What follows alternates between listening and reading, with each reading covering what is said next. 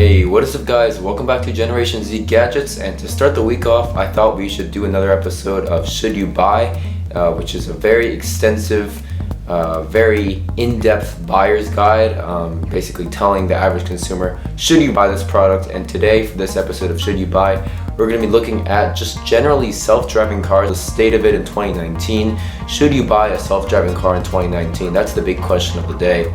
And without any further ado, let's get into the video. So first, what's the state of self-driving cars in 2019?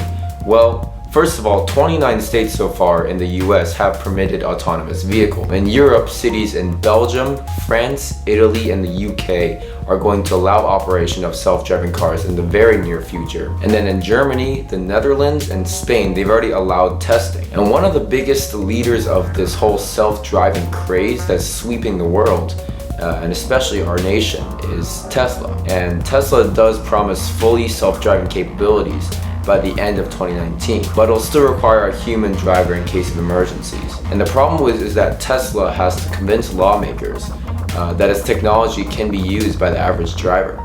Tesla is one of the largest databases of maps in the entire world, so if there's any company up to this challenge, it's definitely Tesla. And also that database is increasing exponentially over time. And furthermore, Musk notes that by the end of 2020, he aims to have the autopilot technology so good that the driver can literally fall asleep in the car. That's in less than 2 years. That is a very, very difficult thing to do. Actually, it's only about 1.5 years now. But you know Musk and his claims sometimes, they normally don't end up happening on time. So we'll wait with bated breath. So there's a great article from Emerge, I'm guessing is how it's pronounced, which details various levels of autonomous driving technology. I believe this comes from NHTSA's 5 levels of vehicle automation. So if there are 5 levels, and the first one is level 1, so small steering and acceleration aid, but nothing more. In level 2, you have cruise control / safety actions included so that the driver can be a little bit more laid back and the car is much more prepared to keep everyone in the car safe. Level 3 includes, under certain traffic conditions, the car being able to drive itself completely. And this begins to get a little dangerous, so this really requires the car to be really solid on driving the vehicle by itself in normal weather conditions. With level 4, the car can drive itself without human input, but it's not programmed in certain unmapped areas or severe weather.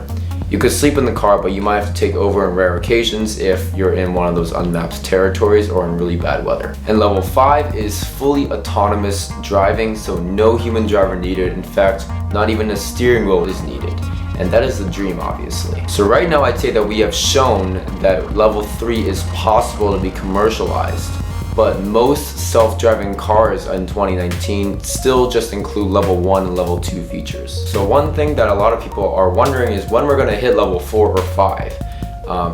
Actually, history can tell us a lot about that. So level 1 was first achieved as early as the 1980s with Carnegie Mellon's NavLab projects. Mainly in the 2000s, certain car manufacturers began to experiment with self-driving car projects, but very few were actually commercialized. And then starting in the 2010s, many commercial car manufacturers, mainstream ones, began releasing or working more seriously on the whole project. And then in 2013, cars such as the Mercedes S-Class started achieving level 1 and some level 2 features. Fully autonomous vehicles didn't happen until 2014 with Induct Technologies' Navia shuttle, which was a transport that was fully autonomous that allowed people to travel within a city. Google also announced plans to build 100 autonomous car prototypes around this time. Hype really ignited about self-driving cars in general with Tesla's announcement of autopilot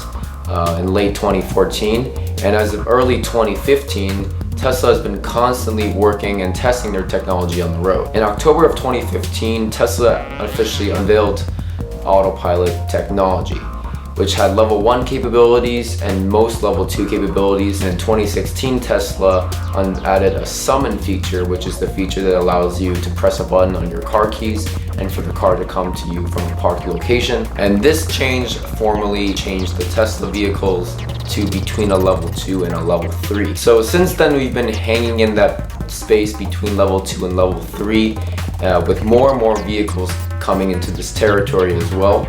So when can we expect level 4?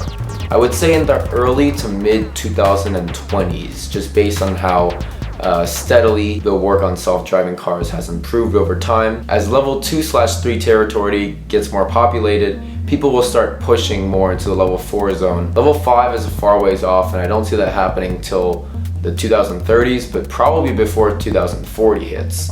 I think if level 4 is achieved, the transition to level 5 is not as difficult.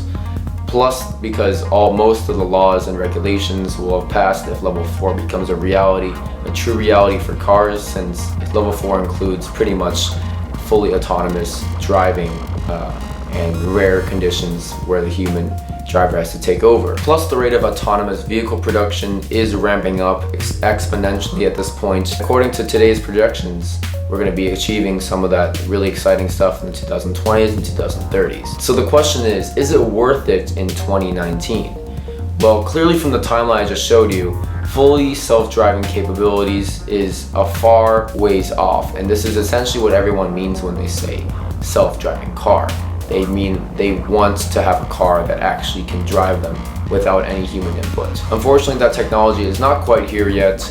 It exists, but it needs the time to marinate and develop into a real product that can be used by the average driver. I would say it needs at least another 5 to 10 years to truly develop to a viable product. It's been hyped for a few years now, which is why people feel like it's already on the market. But the truth is that it won't be available commercially on a large scale for at least another several years. However, you know that it will come at some point. So there are links in the description to more helpful articles that explain the state of self-driving cars in 2019. The overall verdict is that no, you should not buy a self-driving car in 2019 because it only includes some really minor features that don't fulfill your definition of what you think self-driving really means. It means something very different in 2019 than it will mean in the 2020s or 2030s, according to today's projections. So yeah, guys, check the links in the description below. Hopefully those websites will answer some of your biggest questions, or hopefully this video did as well. It's organized by questions, so basically I put one of the questions it addresses and then the link, so you can click on various websites if you're interested in getting the answers to certain questions. It also includes a hot take that self-driving cars are not the future because of something really important. Check that website, it was a really interesting article. So yeah, guys, do not get a self-driving car in 2019. It's really not worth it unless you really think that those minor features makes it something viable, in which case you can watch my Tesla videos if you're interested in learning more about some of the leading car manufacturers for quote-unquote autonomous vehicles of today. I would wait another 10 to 15 to 20 maybe years for this technology to really develop and marinate into a real viable product. So yeah, guys, thank you so much for watching. I think some of my related videos include some of my Tesla videos that you can watch here, and I've also made videos on Elon Musk. If you want to watch that, I'll have a card right there. So yeah, guys, thank you so much for watching, and as always, I'll see you in the next video.